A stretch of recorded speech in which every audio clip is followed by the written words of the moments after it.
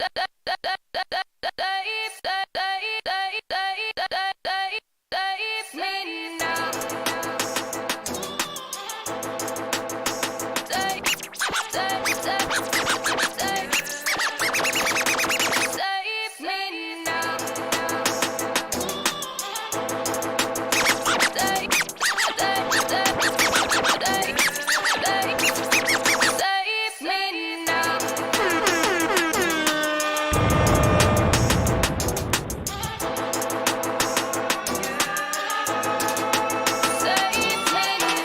a trip with me, my soul had a tug. Shock to my system, now connected to. Take a trip with me, my soul had a tug. Shock to my system, now connected to the plug. Take a trip with me, my soul had a tug. Shock to my system, now connected to the plug. He's married to the church, holds the key to the gate. Up the stairwell, yes sir, gotta elevate. Winning strategy, yes he is the detail. Some said retire, but I didn't get the email. Winning strategy, yes he is the detail. Some said retire, but I didn't get the email. He loved me first, so I love him for that reason. The word, the ingredients, so I get seasoned up. Locked on his mission, I won't disappoint. Shooting these bars with no hollow points. Focus on my freedom, and God had to do it. Learning Bible language, living water is the fluid. Blessed is a norm, make it through the storms. Change my flesh to spirit form. Seeking God daily, great love he demonstrated. Soaking up his word, whole soul marinated close. Blessed is a norm, make it through the storm. Blessed is a norm. Blessed is a norm, make it through the storms. Change my flesh to spirit form. Seeking God daily, great love he demonstrated. Soaking up his word, whole soul marinated close. Lord.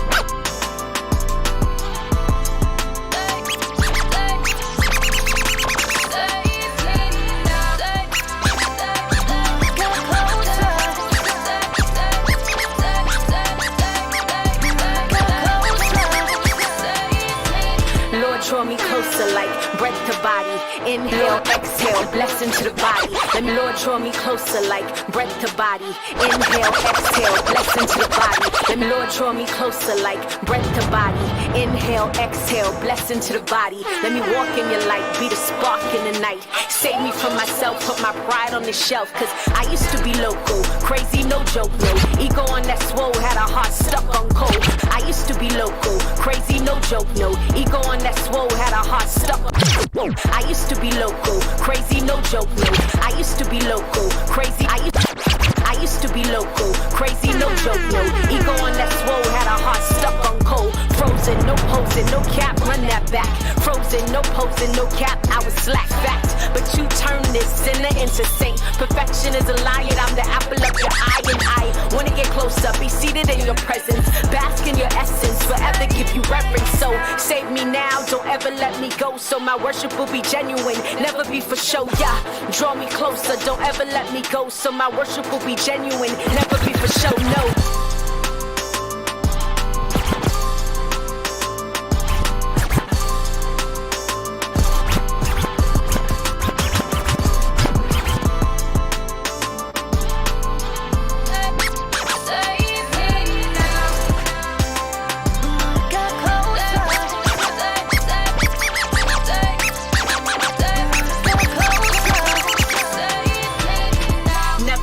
We are chosen, not rejected. Never severed, we are chosen, not never severed, we are chosen, not rejected. Temptations come, we are to come, we are to come, we are to come.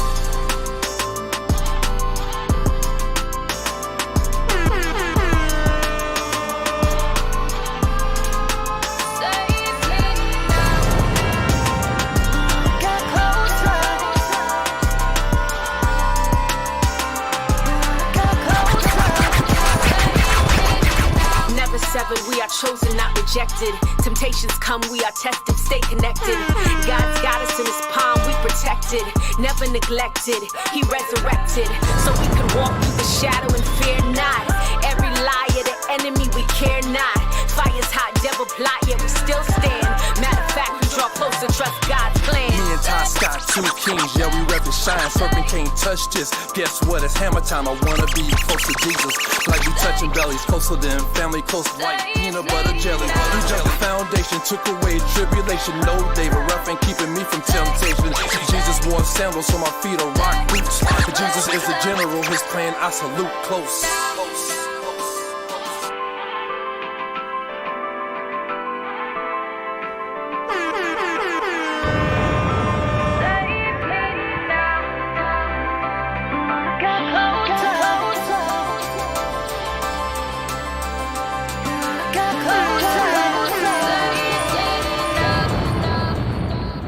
All right. We are in the house, and we are here with my bro, JSIII. I'm taking him off the unmute button because now the DJ session is over, and we can actually talk and vibe. What's going on, my brother? How you been? Man, bro, it's good, man. Everything is good, man. So nice to be here with you, man. Thank you for inviting me on your show, brother. I really, really appreciate you, bro. Bro, I appreciate you being able to take the invite of the invite and be able to be here with me. So that's what's live about it, man. Yes, so we're interested, man, to learn about your ministry and everything, man, to see how God has blessed you throughout, all of the things that you do, man, for the fact that you are here as a man of God, man, just staying focused on being in the ministry and being a part of the ministry and doing what God called you to do, man. This is an exciting time, man. So I just want to welcome you to the show. We always go into the first question as background and history, man. How did you grow up? What was your childhood like? Because that's always elements that creates, further things for us artists, to create. How was that growing up, man? How was everything? Yeah, man. Well, I appreciate that again. Thanks for, having me on the show. I'm originally from Miami, Florida. Okay. Dade County, stand up 305, down at the bottom. The bottom, that's what we call it. That's the Miami Heat so originally section, from right? there. Miami Yes, sir. Heat Absolutely. Section. All right. Absolutely. So straight from Miami, and graduated from high school there. Went to college in Indiana at Purdue University. Dope. And so I went on a football scholarship. Had about 30 offers coming out of high school and everything. So Miami Killian stand up. Yes, sir. Woo. That's a lot. Yeah. That's a lot. So you was playing football? Yeah. Played football. Played football on scholarship. And got hurt after my first year, so I didn't get a chance to finish playing all 4 years and everything. But I still got a chance to eventually graduate. So it's a blessing.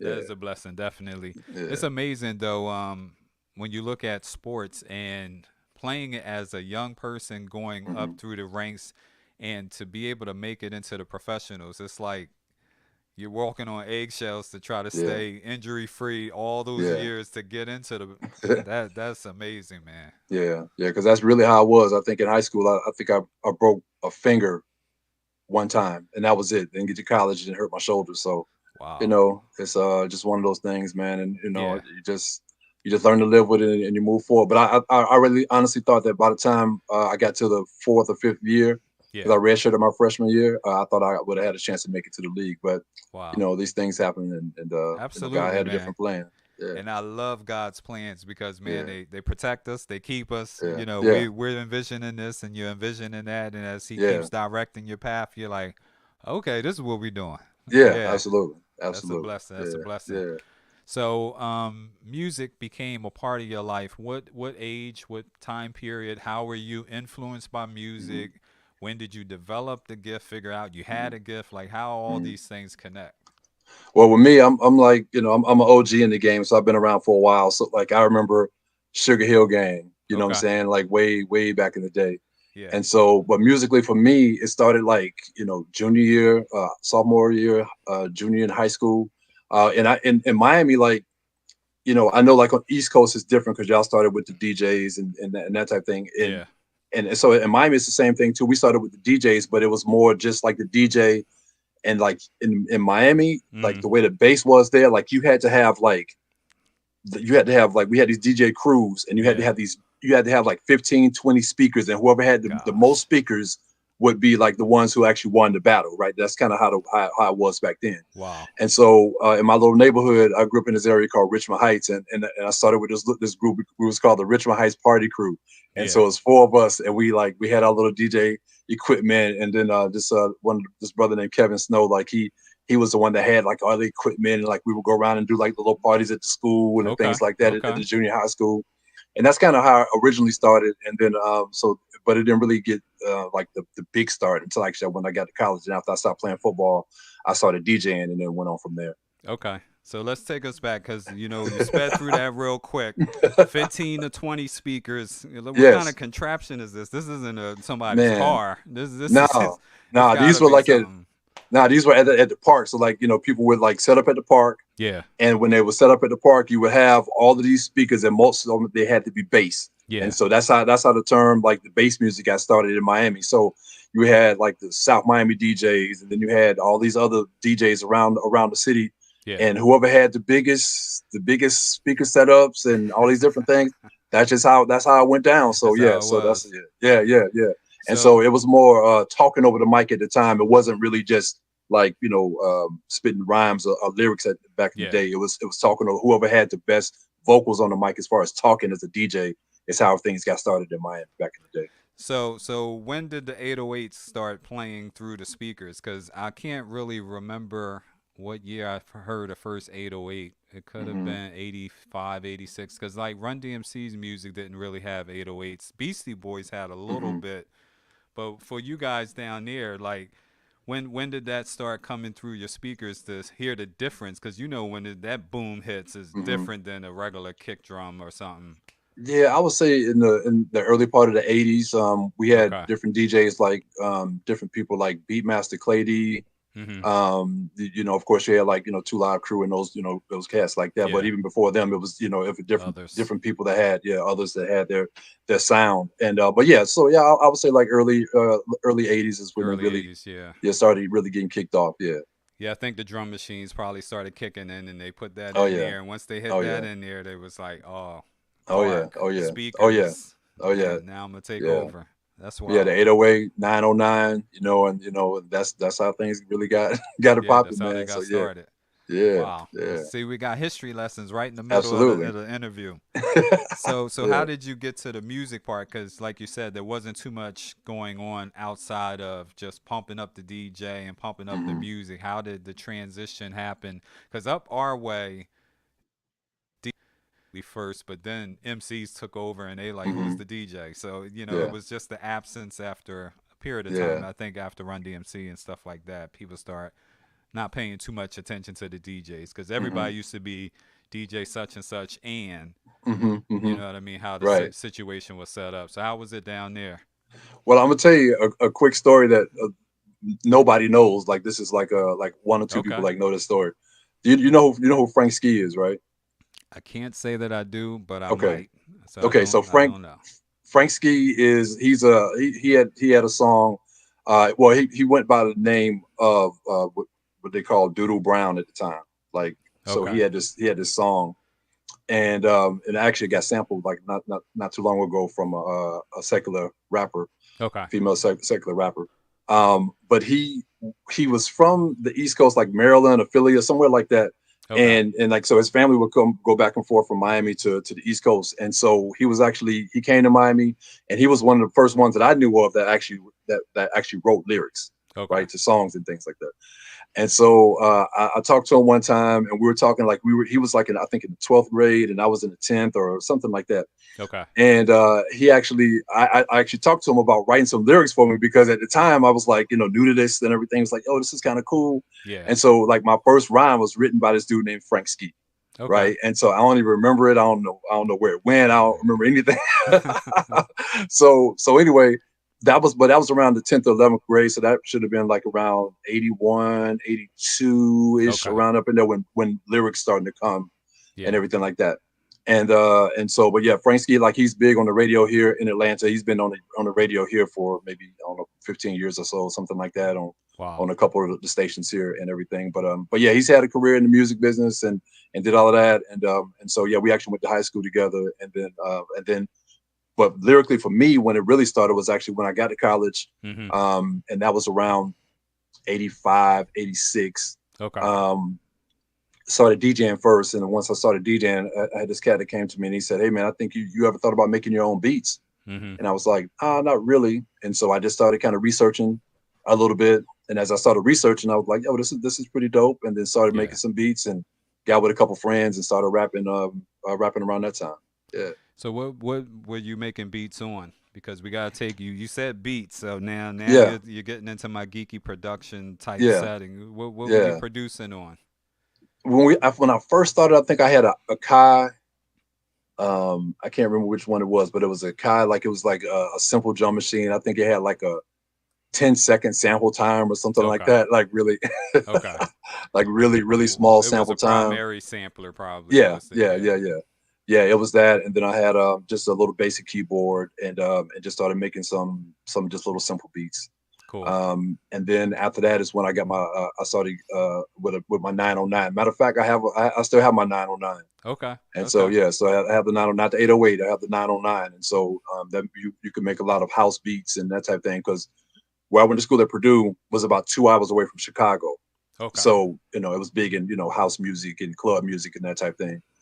And so for me to be able to DJ, a lot of times what I would do is I would be able to mix the music from Miami, plus I love reggae, Mm-hmm. and that type of thing, and be able to take all that to the people that was there, and then have house parties as well. So it was Okay. pretty cool. Yeah, So I should have had it. you're I got it flooding over in the us. corner. I should have put it over here. I should have put it over here. But You're yeah. flooding us with a lot of info because you're talking about Miami. Hmm. Now you're talking about Chicago.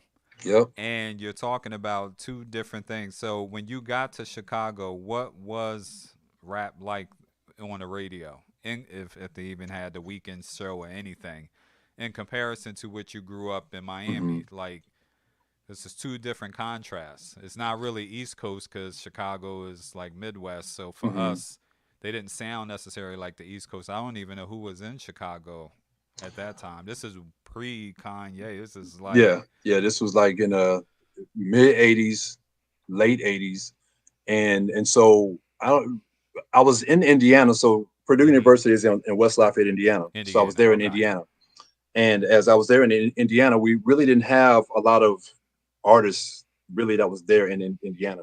Okay. And so, but in Chicago, what was I think was kind of big at the time was called they call it hip house, Hmm. which was people that was rapping, but it was rapping over house House beats. beats. Yeah, Okay.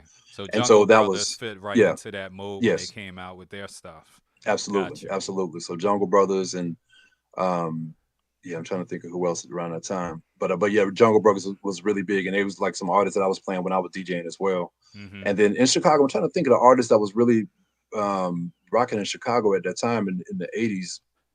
I have to think about that for a second, but Yeah, nothing yeah, comes to mind for me either, and yeah, that's crazy yeah, because yeah. now they became a powerhouse, but before Hmm. then it was. Yeah, I don't know. Yeah, yeah. I don't I'm know. trying to think. Yeah. So, but yeah. So I mean, I had a couple homies that I know that was like, well, not homies. They like what I went to school with. I know one guy. His name was True Kenneth Howard. He's actually from Chicago, and he was big in Chicago and in Indiana. Okay. Um, but I'm trying to think. I will have to. It would take me a minute to go back and get some of Yeah, the names. Yeah. So we are yeah. talking about the '80s. So. Yeah. Yeah. It's been a while. Yeah, that was just a little while. Yeah. Just a little Yeah. It's been a while. while. Yeah. So that was the element. So when did you write your first serious rhyme when you put it in perspective? Because you had the high school session, Hmm. the older MC trying to Hmm. give you some different things to get you started. When did you take the ownership to say, all right, I'm going to sit down and grab a pen and a pad and put something down myself? Good question. When I first started, I was just the beat maker slash DJ. I had a group called Three Blue. It was me and two of my frat brothers. I'm a Sigma, Okay. Okay. Phi Beta Sigma. So two of my frat brothers. We had this group called Three Blue, Three Brothers Lyrically and Uniquely Educated. Oh, And y'all was so deep. yeah. So educated from being there at Purdue University, and educated from being able to write these rhymes and everything. So I didn't do too much then, and then we a couple of guys graduated, and then we started another group called the Soul Patrol. And so the guy Okay. Ken I was telling you about, he was in that group, and another brother named Leonard, and so we actually released a cassette that we had actually Okay. on campus, and that's where I guess the first like rhymes really started coming about. So Mm-hmm. uh was able to we released it there on campus, and then we like started doing shows in like Indianapolis, Indiana, and started a couple in Chicago as well. So Wow. that was the first taste of it for me, being able to have this cassette. It was called Something Funky This Way Comes. You said that title you wouldn't pick today, but Yeah, back yeah, then yeah, that was it. That's it. yeah, Okay. yeah, yeah. The Soul Patrol, and it was called Something Funky This Way Comes. Yeah, so that's what it was. So yeah, yeah, it was So what cool. year was that when that was dropped? Was that 85? 86. It was like 86, 87, something like that. Okay. Yeah, yeah, yeah. 86, 87. So Man, so I wish I'd have known. I'd been going back in the crates, man. I would no have pulled this problem. stuff down, man. I would have had it. No problem. So Yeah. now we got to transition. So now you're Hmm. producing, you're DJing, Yeah. you're writing. How was it the transition to the stage? Because for people who don't do performances, they don't understand the cottonmouth Hmm. or the shakes or Hmm. the bubble guts. Like all Hmm. of these things can mess with a person coming off of the seat and going Hmm. on top of that stage in front of the crowd and to Hmm. try to recite what you Yeah. wrote. Yeah. How was that transition period? Now it sounded like you had a crew, so it wasn't like you were solo, but Yeah. still it has that element of you having to go in front of people and do this song from start to finish with no errors and try to do it. How was that transition for you? Well, first of all, people don't understand. Like these days, people actually had to practice, Yeah. right? So you had to actually had to practice on your craft, practice on your shows. And so what we would do is, after we finished school or classes or whatever we did, we would actually practice. Okay. And so we Okay. would practice, and as we practice, we would try to figure out, okay, who's the leader, who will be here, who will be there. So we actually had routines All that we right. did, Oh, and y'all so was we came. serious. Y'all Yeah, yeah, we're serious. serious. Yeah, hey, we at the time we thought that we was the hip hop boys to men. That's like Okay. what that's kind of like who we thought we were at the time. So yeah, so we were practice. We had our little routines together and everything, and then what we would Dope. do is we would be ready to be able to get up on stage and to be able to as much as we thought we could at the time, Yeah. you know. And then what we found out as we started traveling to different cities, we started seeing how people really got down because again, this is all new to us. We're trying we Gotcha. like we saw MCs and you saw like Naughty by Nature and you saw these different groups that was there, EPMD and different people like that, but you're just trying to find your own way, That's and right. that's really what we're trying to do. So as we were doing that, we were seeing, okay, if we go here, then okay, wow, we get some ideas from them. Okay, then we Mm-hmm. can get some ideas from them. And then how do you act on stage when something goes wrong? Like for Yeah. instance, we were in a small space at one time, and in this small space, we had all these mic cords all over the place, and Yeah. we're like getting ready to trip over mic cords. So you have to navigate things like that. Like if it's a smaller space, if it's a bigger space, Yeah. if the mics go out, what do you do? Do you hand the mic to each other because the mic's going out? So you have to Mm-hmm. navigate all these different things as not just remembering your rhymes and Yeah. trying to do that, but being able to navigate the stage as well. That's right.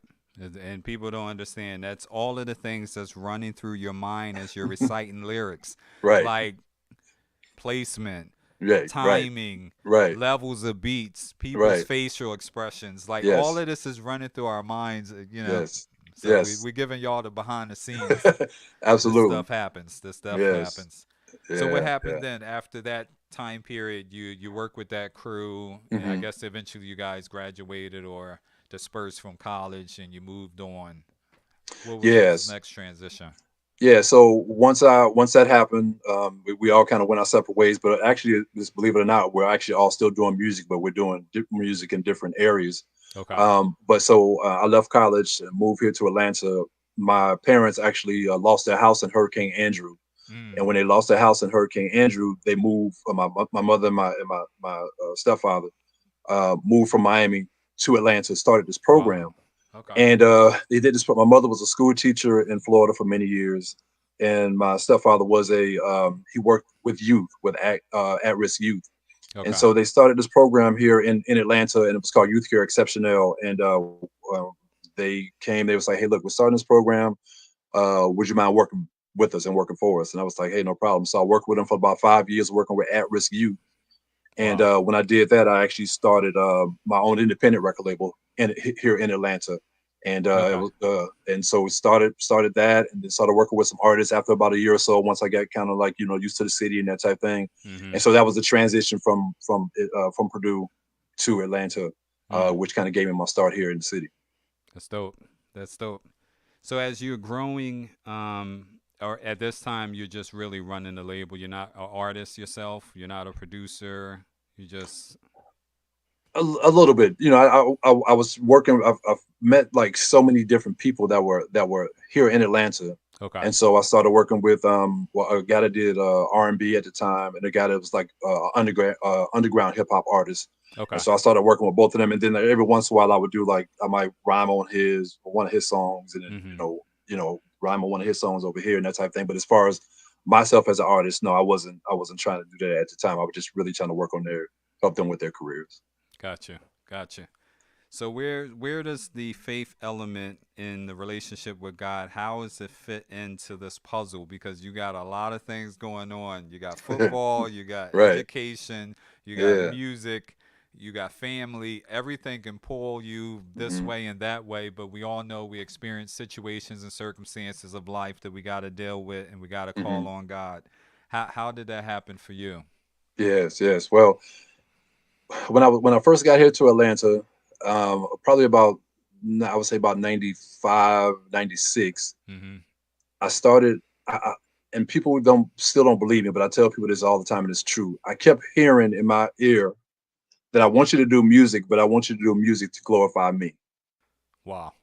Wow. That was in my ear like that. I could, and every time I turned around, like it kept ringing in my ear. I want you to do music, but I want you to do music to glorify me. Hmm. And so and I still I did I kept doing what I was doing for a couple more years, and still wasn't listening because I just didn't know. I didn't understand what that meant to me. I didn't Yeah. understand how that would work out or anything like that. But then a few years later, I was working. I left what I was doing with my parents, and I started actually working in my field, which was restaurant, hotel, and tourism. Okay. And so I graduated. That was working in management and that type of thing. So I started working in the restaurant field, and I started working at Domino's Pizza, and I was a manager for this Domino's Pizza in Marietta, Georgia. And I said, Mhm. well, God, if that's what you want me to do, I need you to bring somebody to me that will help with this process because I don't know how to do this. I don't know anything about Gotcha. what you're talking about. So I was working there. Then as I was working there, a couple weeks later, a guy he comes in and he said, hey, look, I'm here to be a driver. God directed me here to be a driver. And I was like, okay, that's fine. Mm. And Mhm. so I go outside to see his car, and because you have to check the car to make sure that the car is presentable to go deliver pizzas and that type of thing, and make sure Gotcha. so I go out to the car, and he's driving a Lexus, and You I said this said, don't add up. Wait a second. right, yeah, what's going on? And then when he came in, he had a shirt and tie on, right, like for the interview, he had a shirt and tie on, everything like that. Yeah. And I said, so you're gonna deliver pizza in a Lexus? And then he was like, yes, I came here because I have to feed my family. That's real. So a couple weeks later, I'm talking to him. We starting to get to know each other and everything. I heard you do music. And I was like, really? And so we really never really talked about it or anything like that. And I was like, and so we started talking and everything. And he was a rapper, but he's from Detroit. His name is Michael Upshaw. Okay. Stage name is Gifted. And Okay. so he did music back in the day before he got saved. And then he's like, look, I haven't did anything in a while, but I mean, I would love to do something. And I said, well, I make some beats, and I said, I know a couple producers. Maybe we can go into the studio. And he said, yes, we'll go in. We'll do one song, see Mhm. how it goes. And if it goes okay, then, we'll go on. But if not, then we're just, it's no big deal. Okay. So we did that one song. And then 10 years later, we end up doing two CDs. The group was called Quest, Quintessential Wisdom, Edifying and Seeking Trinity. That's dope. So he went by Gifted. I went by JS3. And then we got a chance to see, a couple hundred people get saved. Mm. Got a chance to minister here in Georgia, Florida, Alabama, Tennessee. And, it was just a great thing. God just, took us different places to minister, and it was just a lovely time in the Lord. And so that's how I first got my start. Mhm. So right around that same time is actually when I got saved, Okay. and started walking with the Lord. And it was weird because when we actually recorded the first album, the Okay. producer the producer lived in one city, I lived in another city, and then my partner lived in another city. Internet age. No, That's how it this is. yeah, yeah, but this is like really, really before all of that got kicked off, and like we would just Wow. practice at home, and then once we got to the studio, then we would actually record, and So that's how y'all everything came worked out. together and did everything still physically. Yes, yes, Wow. yes, Wow. yes. Now what year was Yeah. that? This was right around 2003, 2004. Okay. 2003, 2004, because I actually got saved in 2004. Okay. So yeah, so that was right around that time, Mm. and that transition, like I said, from going from those years of me keep hearing, God saying what He was saying in my ear, Yeah. still not doing what I was called to do and everything, and then finally saying, okay, God, I I'm got you. listening. Yeah, Yeah, I'm listening. I'm yeah, gonna obey. yeah. So another question is then you got moved into that because God pushed you into that, and led you into that. Where did you hear godly rap? Like Hmm. when did you hear it? When did you come across it, or you were already immersed in it, meaning you Hmm. were led into it to do it? Hmm. Which one was it for you? Because everybody has a different story. Yeah. It's weird now that I think about it. When I was in college, I was a teaching assistant for this audio production class, and Okay. when I was doing that, this guy was in the class, and I do not remember his name, but Mm-hmm. he said that well, he had a drum machine and everything, and he said this was like I said but like in the mid '80s around that time, Okay. closer to maybe 88, 90, 89, something like that. And I said, well, what are you going to do with your career? And he said, actually back then that he was gonna do Christian rap. Wow. And I was like, Christian rap? What? He said, "What I is don't. that?" Yeah, what is that? Like, who's because I was doing secular at the time, Yeah. and we were just trying to get out there, like I said, trying to be the hip hop version of Boys and Men and everything. So, Did y'all have the shorts and the suit bro, jackets? no, bro, we had Okay. the Tims, we had the shirts, we would wear vests, you know what I'm saying, with the long baggy shorts and all Okay. that type of stuff, man. Like we put it down, bro. You know what I'm saying? Okay. It was good. I know Then you we got. would I know you wear, got footage. yeah, You'll be yeah, able to yeah, put something up online for yeah, people yeah. to check out. Oh yeah, yeah. Then we would wear the Jabot jeans and all that type of stuff and everything. Yeah, man, we was killing it, bro. We was killing it. So we thought. So So you said that dude was in 88, 89. yeah, He dropping on you. He going to ride for yeah, God. So yes. that didn't link you now to hear what God was saying and what He No, said to you at that time period. no, That no, didn't. no. That was way before I even got to Indiana, got to Atlanta and Yeah. everything. It wasn't even think about it at all. So I was still doing my crazy, foolish stuff that Yeah. like I was before, Industry. before Yeah. Christ and everything. Yeah. Yeah, all of that Mainstream. type of stuff. Yeah, yeah. But once I got to Atlanta, I started hearing about people like Petty D. Okay. I And started that's hearing from about Florida. And now think yes, about that, right? You're yes, in yes, yeah, Atlanta and you're hearing yes, about Florida. yes, yes. So I started hearing about him. I heard about um uh I think was it oh man, who was it? I forgot his name now. I'm forgetting all these different people's names. But yeah, but It's a he was one lot. of the first people that I heard about. Okay. Grits. I heard about the group Grits. Yep. I heard about them. So I started listening to some of their music. Mm-hmm. Then I heard, man, I think the biggest one that I heard at the time, I think the biggest one that I heard was Grits because they were Okay. actually performed here in Atlanta at a couple churches, Okay. and so I heard that was the biggest name I think at the time that I heard. Yeah, yeah. So what did you think about it coming from growing up in hip hop and now God is involved in a whole song, a whole Hmm. album? Like what was that doing to your mind? Like cuz you got to convert and Hmm. be transformed in your mind, but Yes. at that time you're like this is a whole project and it's Yeah. talking about a relationship with God. How did you feel when you was in that mode? At first, honestly, I was like, yo, this is kind of corny. Like, I don't want to be a Bible thumper. Got you. I'm not into the church. Mhm. I'm hearing this stuff, whatever, but I don't know really what it's about, that type of thing. So I really wasn't trying to hear it. Got Honestly, you. at that time, I wasn't trying to hear it. I wasn't like, I heard it and I was like, some of the beats are kind of dope, but as far as the lyrical thing, and not that I was even lyrical, but like from being a DJ, and trying to break records and that type of thing, I knew what I felt was good at the time. Yeah. You know what I mean? And so at the time, I was like, no, I wasn't trying to hear it. No, no, I wasn't trying to hear it. But So that's a funny thing when you think back and now what you do. yes, yes, You're because like, people can say the same thing about me, right? So I like so yeah, it's come full circle. So it's kind of crazy. Yeah, it's yeah, amazing. And the yeah, fact that it's all God's plan. Like yes, he allow us to be and look at that.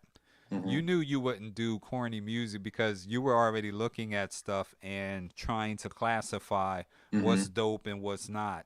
Right. However, once you started creating it, you're like, yo, this joint is hot. This is Right, on right. fire. Like, what am I talking about? Right, right, And it's right. almost, it reminds you almost of the scripture. I guess it's in Corinthians when Paul was writing how people would look at the foolishness of man and how God would equate his foolishness is still wiser than man's greatest wisdom. Like, you can't really compare the two. Is one is spiritual, one is in the world and fleshly, and they're never going to really understand each other until you give yourself over to Christ. But once you started doing the music, you was like, this is what I'm supposed to do. Now I understand the call. Now I'm owning up to it and walking in it.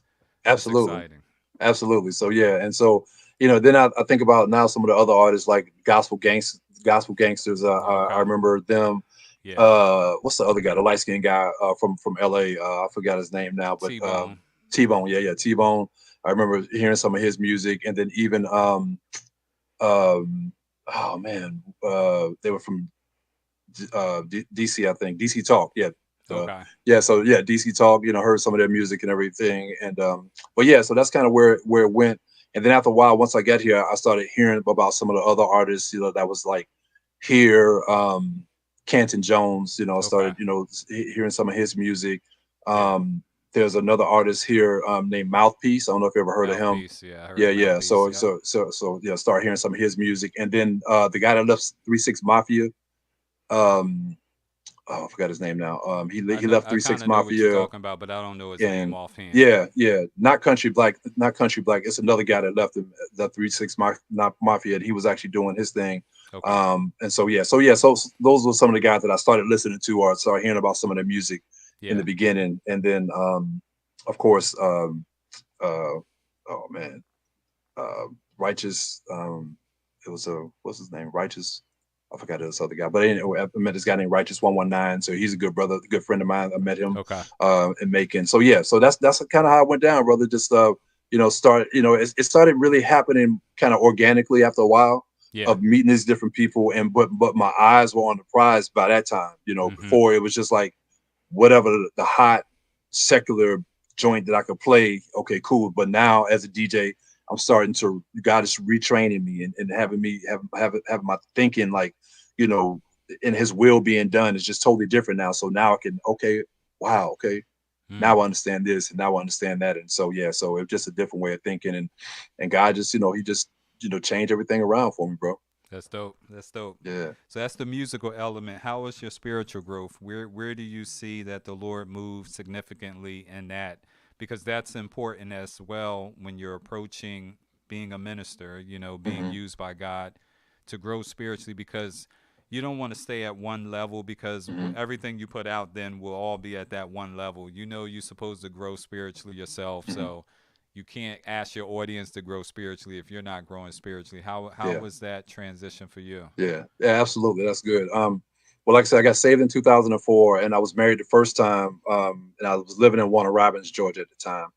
And so I got into this church, the same church that my then wife was attending. I was, attending the church, got saved in that same church. And just people would equate it to me being just getting on fire for God. And starting to learn and starting to get into his word, started to get into the church and learning the ways of the church, started on different ministry teams, like, on the security team, and then getting on the team for the sound team and everything. And so I got immersed in the culture, and not just the culture of being able to be in the church, but just being able to understand, like, okay, what is God saying to me at the time?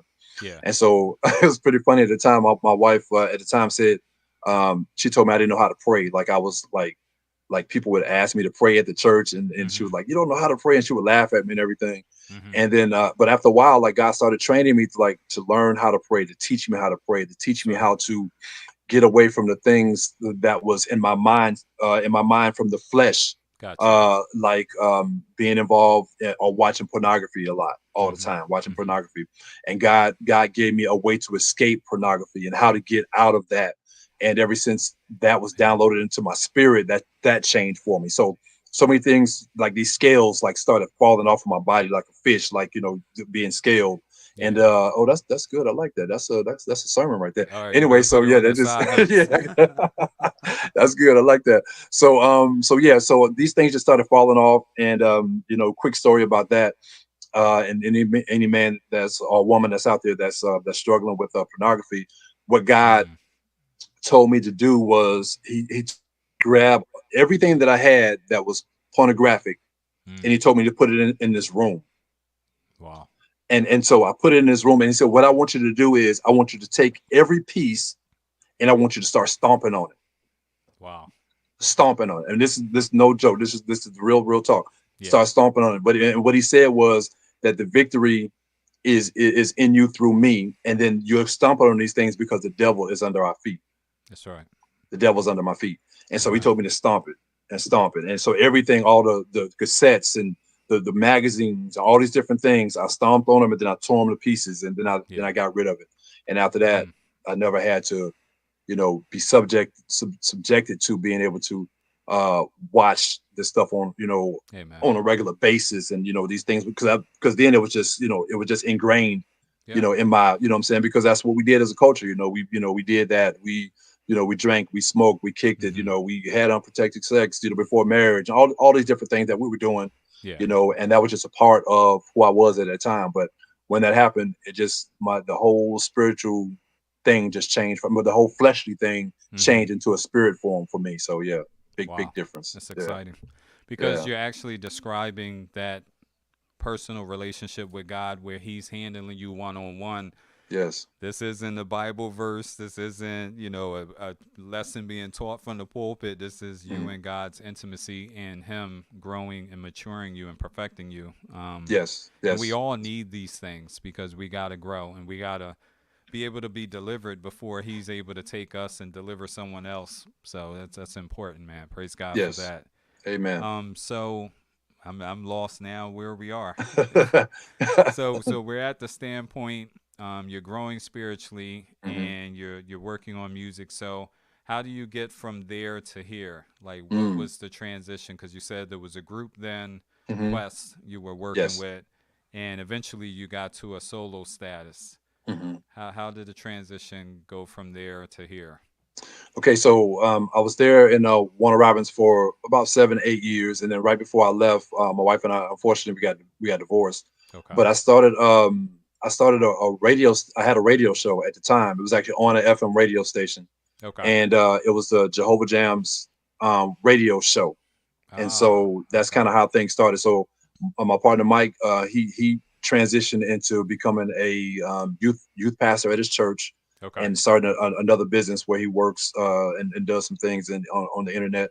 Mm-hmm. And so he was doing that, and so he was like, "Hey, look, this is where God has had calling me to be and everything." So I started that, and so it started out as this radio show. I did that for about 3 months, Okay. and then ended up, like I said, getting divorced. I re-met my wife from college. Well, we dated in college. I was a Okay. senior and she was a freshman. Okay. Hey Pat, how you doing? That's my baby now. That's And so dope. we've been together now for 8 years, and so we got into a church in Stone Mountain, Georgia, where I attend now, or where we attend now, and it's called New Creation Christian Fellowship. Okay. And so we had started attending there, and then about a year into it, I started like meeting the different people at the church, and I was like, man, there's some really talented people here in this church. Mm. And so there was a gentleman, a brother that played keyboards and everything, named John Bennett, and I talked to him. And there was a couple singers, one named February Hill and another one named Kimberly McCrae. Okay. And I talked to him and I say, listen, I believe that God is talking to me and speaking to me about starting this record label and to do this project. And so Jehovah Jams, the radio show, went to Yeah. Jehovah Jams, the record label. That's dope. So JJR, Jehovah Jams Records. And so we did this compilation, and it was called Revelation Rhythm and Rhyme. And we did that 2017. Okay. And so it was just a compilation of Christian rap and praise and worship music. And they sang and did their thing. And I just did one song and then rapped on another song. And then that was it. So, you know, That's dope. and then about a year and a half, almost 2 years ago, I had a couple people that prophesied to me. We worked on a different project after that, and then I had some people that prophesied to me that said it's time for you to do a solo project. Mm. And I was like, Nah, not So really. that wasn't on the vision board. Nah, It was nah, just nah, nah. Nah, it was to get John's project out and then to do Kim's project and do February's project. So we was gonna do all these other projects and everything. yeah. And then, sometimes life happens and different people go in different directions and that type thing. And so so the prophecy that people were saying, it came forth and so started doing I started this one song. I did one song at first. I said, well, I'm gonna do a couple songs, we'll see how they're gonna go. Yeah. And then I did the song, it was called On God. And Okay. so I did the song first and to kind of show the lyrical skills a little bit. Yeah. And then so that started kind of, people started feeling it a little bit. So I said, well, let me just go ahead and do some more music. And so I started working on that. And then February Hill, she's one of the artists that's actually on the label as well. Yeah. We started working on her project. So we did a song together called Queens and Kings. Okay. And we did that song, which is just a positive song about, men, treating queens the way they need to be treated in her That's good. relationship with God and that type thing. Mm-hmm. And then so we started working on my project, started working on her project, then we completed my project, then we completed her project, and then we did a double release this year in May of this year. Okay. And then so on that project, which my project is called Star, Yeah. and just saying that Jesus Christ is a star, and then her project is called A New Creation. Okay. And so she's on my project, I'm on her project, and we minister together, and we go out and do these different shows and everything that God has called for us to do in ministry. That's dope. And that's how the solo project came about. Amen. Bro, it just shows you that the beginning elements of where you started to where you are right now was all God's plan. And Amen. you had all those different experiences. You had to learn, you had to grow, you had to mature, you had to fight spiritually. Like it got you to the point to where you are now, and God is able to use you. So that's an important part. Something that we didn't touch on. Number one, who are your hip hop elements? Who did you look to or you adopted their style? There's somewhat, some way, somehow they copied into your style. Like, so who was the artist that you were looking at the most that you can look back over and say they impacted me? And kind of, it's all God's glory and God's doing, but I was pulling elements from this artist and different artists. Who was the ones you were pulling from? Man, that's a great question. So being, like I said, starting like in the like the big part of hip hop in 82, 83, 84. Yeah. I'm like, my favorite all-time hip hop artist is Big Daddy Kane. Okay. So That's Big Daddy Kane is one of my favorites. Matter of fact, I got a chance to meet him a couple months ago. I went to a show here in Atlanta. And a friend of my wife's actually got a chance. She knew him, and we actually got a chance to go backstage and meet him and everything. So cool. Big Daddy Kane, I love Boogie Down Productions, with KRS-One, LL Cool J, of course, Ice-T, Kool Moe Dee, Run DMC, all oh yeah, all of those. I mean, from the East Coast to the West Coast, everybody in between. I'm a big lover of music when it comes to hip hop, when it comes to R&B. Like I said, reggae, being from Miami. I'm originally my family on both sides of the family are from the Bahamas, and so love Bahamian music, the steel drums and everything like that. So I'm just like I just love music. I've always loved music. It's always been ingrained in me, and even now being OG in the game, it's like we grew up on hip hop. People in their 30s and 40s and 50s, we grew up on hip hop, and it's like it's almost kind of hard to get it out you. When you've been so used to MCing, you've been around DJing, you've been around breakdancing, you've been around with graffiti, the elements of hip hop. You know what I mean? So yeah, all those artists are probably like my favorites that I've learned from and looked at, and been able to say like, wow, these cats are really great, from back in the day. And like even now, there's some people like even now that I look at from the secular side that I like, but mostly it's I love a lot of the Christian hip hop artists now. Yeah. That's dope.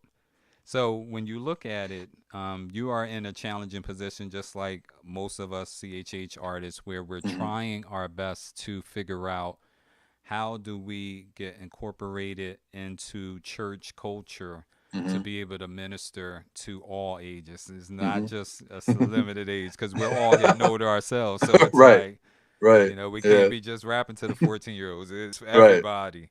Right.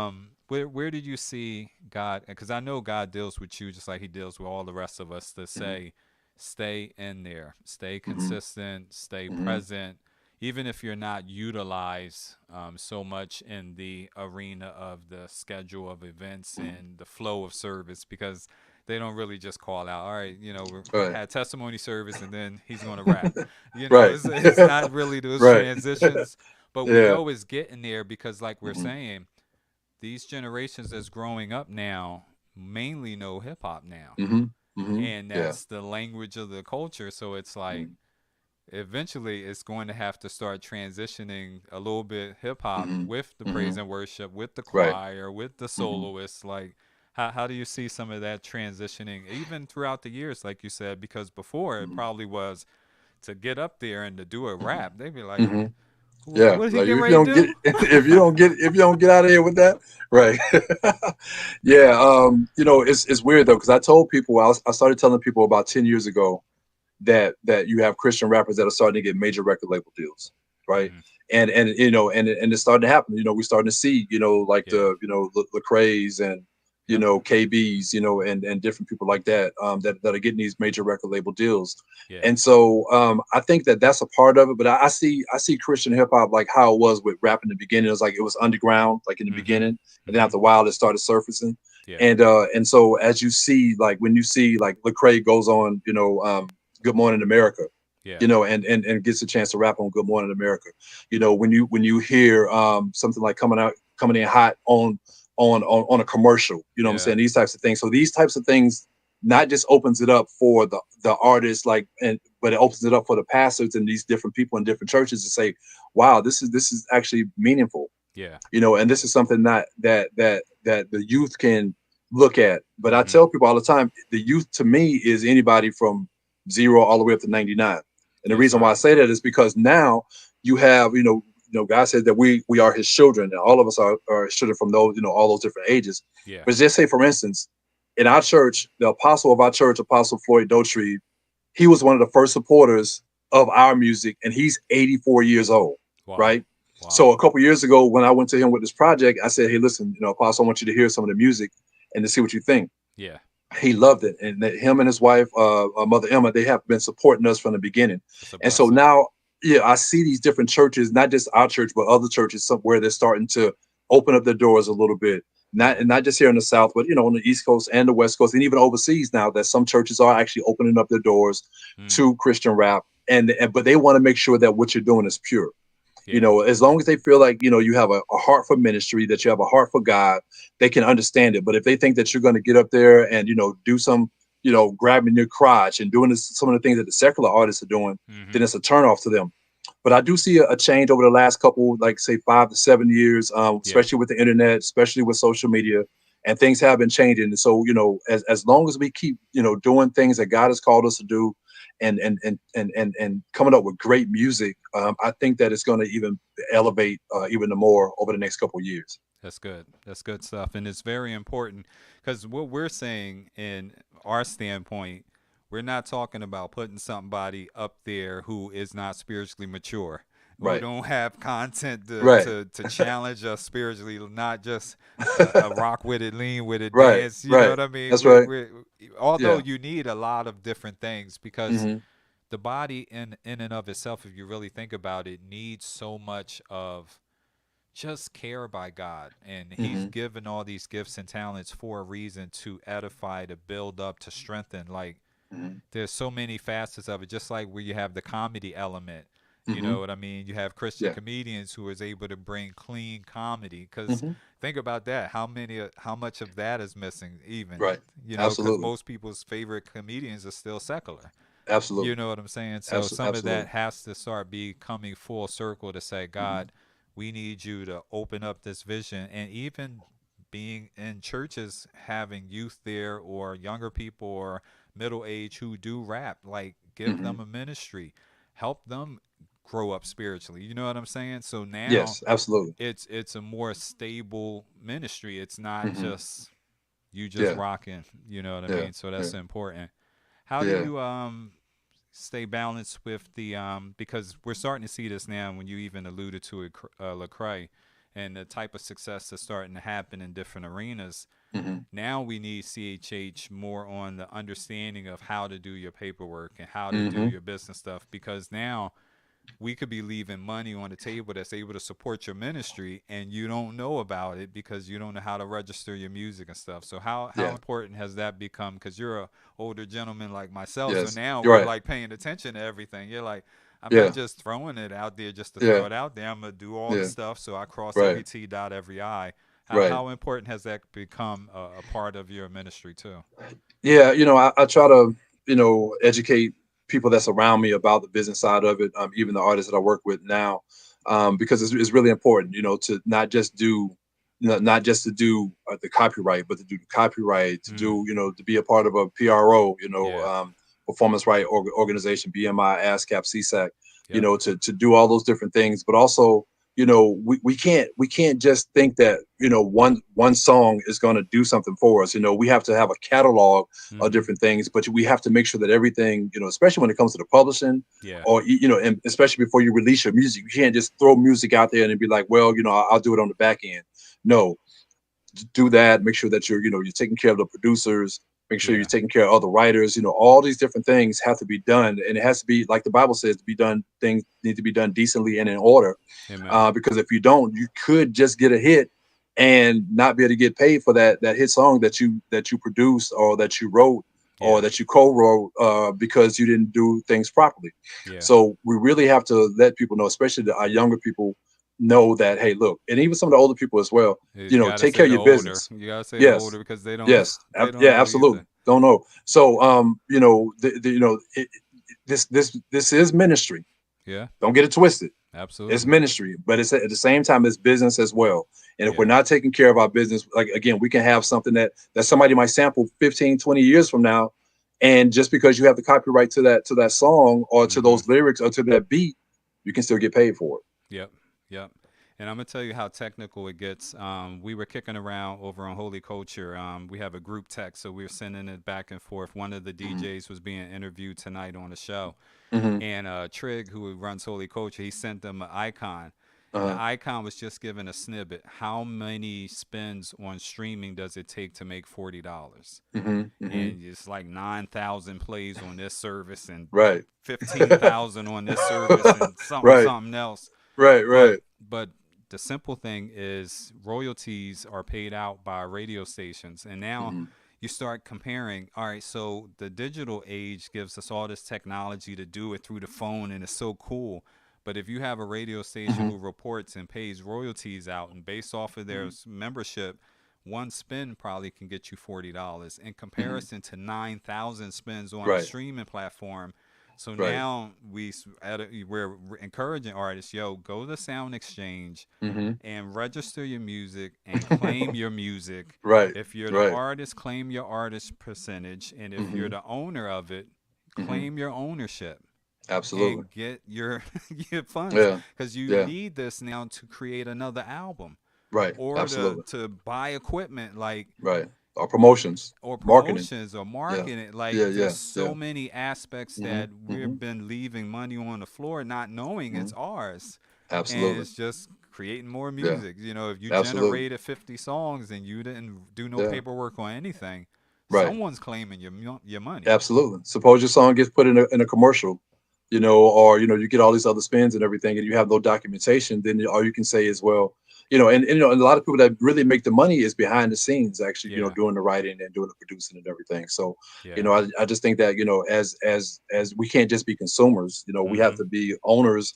And, this is one way to be able to have this, where you can have this longevity in this game. And again, it's ministry, but at the same time, you don't want to lose out on something that could be rightfully yours. And just because you took care of it properly. That's right. Because if you really be honest, not trying to get into the politics of stuff, but a church can't operate just as a ministry. They have paperwork to do. Absolutely. You should look at your music ministry the same way. Same thing. Your ministry, absolutely. You got paperwork to do. Yes, it's absolutely. To do what you're supposed to do. Because like what we're learning, this could be passed to your family. Like I'm Absolutely. Yes, sure sir. there is descendants of Beethoven who are still Hmm. reaping Beethoven's royalties Yes. to this day. Yes. Like Yes. that's going to be Yes. passed throughout your family. Yes. Yes. And creating generations of wealth. It says for us to create Yeah, generations, of wealth for our family members. And so this is one way that we can yep. do it, because there's so many talented, people, that are in the church, Mm-hmm. around the country and around the world. So there's no way that we should, you know, we have the technologies to be able to create. So why can't we have the technology and the mindset to be able to make sure that we're taken care of and we're taking Absolutely. care of our families as well? Absolutely. So Yeah. we're gonna wrap up the interview, man. Is there anything you want to share? I know you had a victorious story this year that you gave a Hmm. testimony for on your Yeah. page. I will open that up for you to share with people because Yeah. people all go through different situations and scenarios, and we need to be encouraged and hear a story of faith that was exciting to hear in the Hmm. victory. So I'm Yeah. putting it out there for you to share. Yeah, I appreciate that. This, about 6 months ago, I found out that I had prostate cancer, Mm. and excuse me. And so going through this and overcoming this, um, just a quick story. I went to my doctor, my primary care physician, and he Mm-hmm. said your PSA levels, and that's what they talk about through the blood work for the prostate. Yeah. He said your PSA levels are starting to elevate. And he said, well, next time you come in, we'll take a look at it and see kind of like, where we are. Yeah. And so I did that. And when we did that, he said, hey, look, I think you need to go see a urologist. So Gotcha. make a long story short, went to a urologist, and the urologist told me after they did the blood work again and everything like that, he said, you do Yeah. have prostate cancer. And he said, the way it works is, you got two sides of the prostate. And then he said, on one side of the prostate, you have no cancer, but on the other side, you do have cancer. Gotcha. And so he said, you can do nothing all the way up to having surgery. Mm-hmm. And so my wife and I, we talked about it. We prayed about it as a family. I talked to some people that's around me. I have an uncle that had it some years ago. I had some frat brothers that's going through some of the same things. Gotcha. And so we talked about it. We prayed about it, and we found this one urologist that will actually do the surgery. Okay. So I had the surgery called brachytherapy surgery, where they Mm. take this radiation and they put it inside your body, inside the prostate. Okay. And then so I had that surgery on a Thursday. When they got the catheter out on Friday, and I've been telling people, like, I don't know if you ever had a catheter in, bro. I pray that you never No, have, but man, bro. catheters is of the devil, man. So like for real, it's like you don't I, you don't want to have a catheter, bro. It's like I it's bad believe news, you. right? I So believe you. I had, after that, I had 35 radiation treatments. Okay. Okay, 35 radiation treatments, and then I found out a couple, like, well, about a month and a half ago, they did blood work again. Amen. And so the PSA was over 5 at one point. It's Okay. supposed to be under 4. Okay. All right. So I got a clearance saying that my PSA levels went down to 1.55. Wow, that's Okay. exciting. Then about a month ago, I had to do it again and found out that it went down to a 0.091. And Praise so they said God. within 6 months, it should be closer to zero.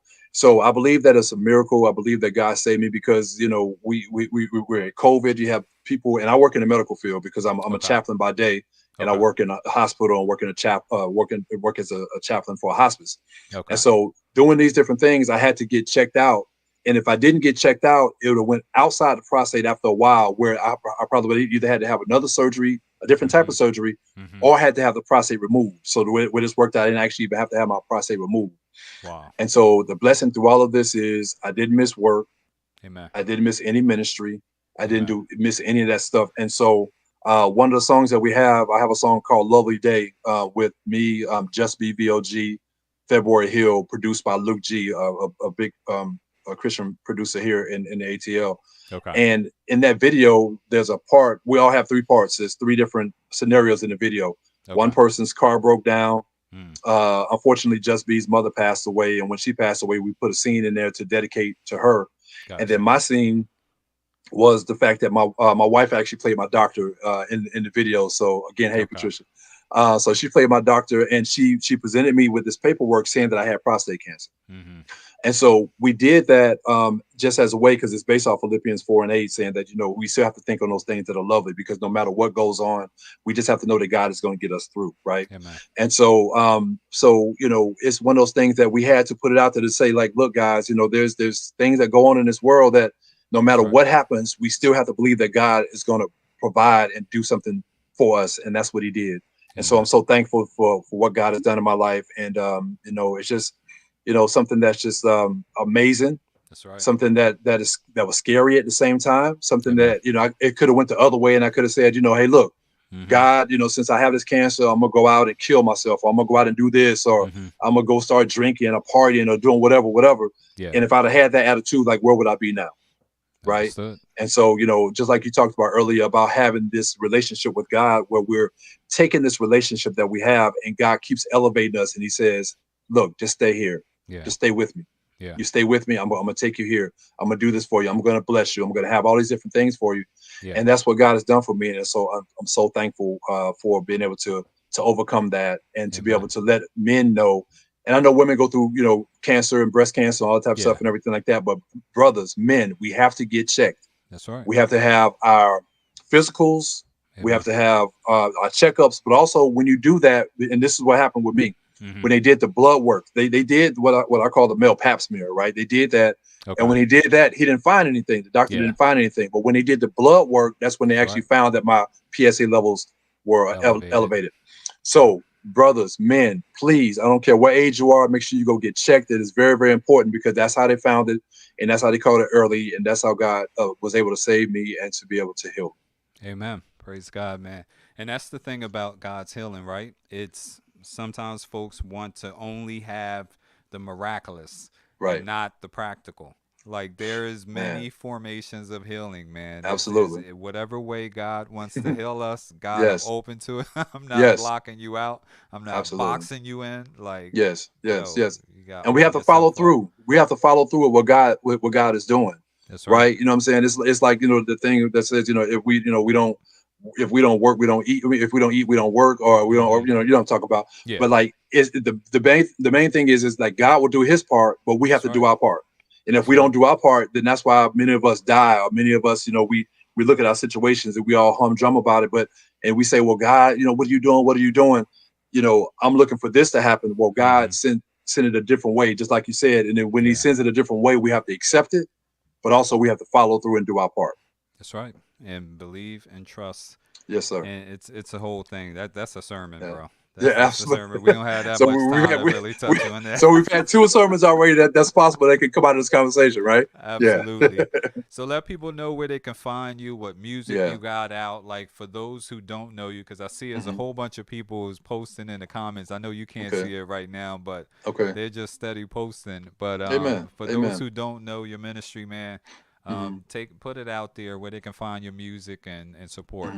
Amen. Well, again, thank you, brother. I really appreciate you. But again, my stage name is JSIII. People get my name messed up all the time for some reason, but it's JS3. Just JS3.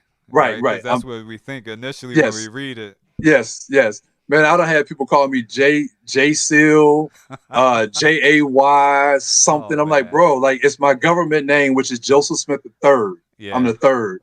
So I just shortened it just as a stage name, JSIII, which is I could have called myself Trey or whatever, but it's just JS3, right? JS3. So it's JS3. So Jehovah Jams Records, which is a record label. It is the record label that my wife and we own, and we've owned it for about 5 years now. So we have our website, which is jjamzrecords.com, jjamzrecords.com. I have my project out, which is called Star. And then the song that you played in the beginning, that song is on there. It's featuring Ty Scott King. Ty Scott, what's up, sis? How you doing? You know what I'm saying? So the queen, you know what I'm saying? She's been in this thing for a minute. So shout out to my sis. Matter of fact, we're going to be shooting a video for that song here pretty soon. Cool. I haven't told anybody that yet. So, you'll be one of the first ones to get it. Exclusive. Yes, sir. So we have that song. I did that, the song Lovely Day, which people can check out. That's on YouTube right now. Okay. Queens and Kings with February Hill. That's out. My song On God. But the project is called Star. Okay. They can catch me on IG. I'm at official JSIII on IG or Jehovah Jams on IG, Facebook, Jehovah Jams or Joseph Smith III. And then also we're on TikTok as well, and other platforms. But the main way to get in contact with us is through the website, which is Jehovah Jams, JJAMZ Records or Jehovah Jams. And that's where it is, man. Everything is there. They can buy merchandise. We have T-shirts that we're selling, the On God T-shirts that we have. I have one on right now. You really can't see it, but On God, JSIII. So we have those. We have our Queens and Kings shirts that we have. We have our Lovely Day T-shirts that we have.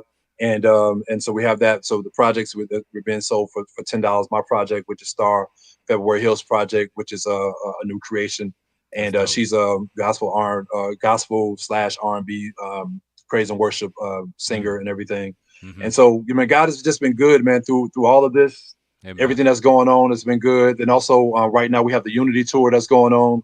And that's UNITI, where we're actually going to different churches and ministering. We were in Indiana a couple months ago.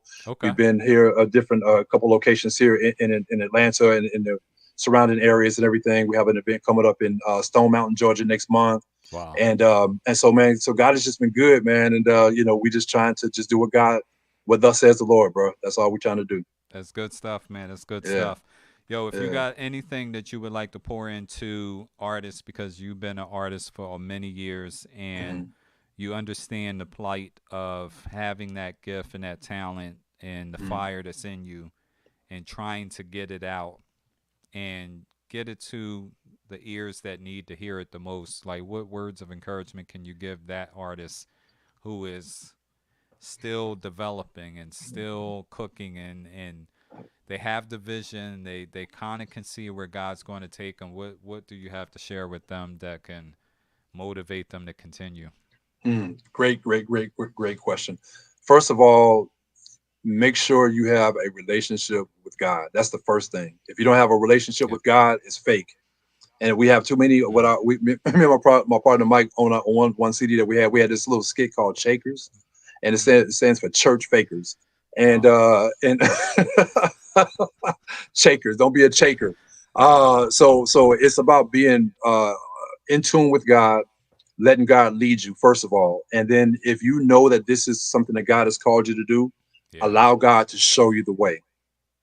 Allow God to show you the way, because again, I've been in this thing for a while now, and I don't have a hit song or anything like that, but I just love what God is doing. And I love what God is doing in this season. Song. It's not a hit song the way people claim hit songs. That's right. That's right. But it's coming. Yes. So, but you know what I mean. You know what I mean. So it's just like if you're not doing it because you love God and thinking that you're going to have a song that's going to go, and sell all these downloads and have all of these different things, then you're in it for the wrong thing. So just know and make sure that your motives are correct. Your relationship with God is correct. And just don't think that it's going to happen overnight, because these things don't happen overnight.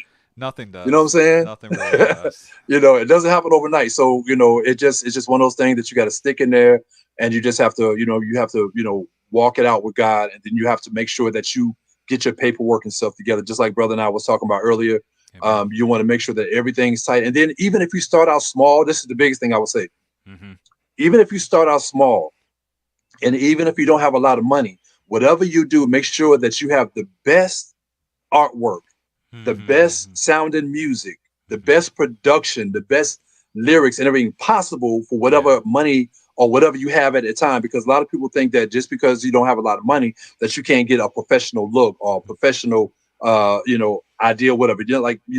Don't just put something out there without letting people listen to it and thinking that, you put out, oh man, this is it right here. I'm going to put this out. And then the next 30 seconds, people come back and be like, yo, that's not it, bro. Like, spend some more time on your music or on your craft. So yeah, those are the types of things I would say. Your relationship with God, make sure that you put out quality music, make sure you're doing your paperwork, and then also, lean on other people, because you cannot do this by yourself. None of us can do this by ourselves. Amen. We need a team around us to do everything that we do. I mean, Jesus had, he had the 12, you know what I mean? He had people that's around him. And then, when we, a lot of times when we sent out, they don't just send us out by ourselves. We send, we get sent out with a team. Amen. So have people around you that way you can stay grounded and know that that God is in it, and not that you're trying to big yourself up. That's right. That's dope. You heard it from JS3. Yes, sir. Yes, Not sir. JSIII, Nah, not nah, JS11. no, not JSIII. What else? JSIII. Man, people been calling. I was like JSIII. Like I went to a show one time, just real quick, and like Oh, the they guy. said it on the mic? Oh yeah, JSIII. Hey, what? Come to the stage, my man JSIII. I was like, bro, like we talked about this before the show. Like, how are you calling me JSIII? And not that it's about the name or anything like that, Yeah. but still, like, bro, come on, man. Like, Yeah. we supposed to be knowing each other, we're supposed to be cool, and you're gonna call me Right. JSIII? Like, bro, come on, man. That's something else. Yeah, man. But So that's it's all dope. good though, bro. Yeah. It definitely is, man. So we thank him for being here with us tonight, Yeah. man. If you guys got something out of it, you can also run it back on any of these pages that we have it. Enjoy the interview. Man, just looking forward to the future for you, bro. I mean, Yeah. God's Thank you, grace brother. is on you. Yeah. He's blessing you. He got you to this point, and this is just the beginning. So we got Amen. more exciting things to see, and Amen. just praise God for it, man, for your health, for your healing, your provision, your coverage. Amen. Just keep being led by the Spirit, man. Amen. And Amen. Holy Spirit got you.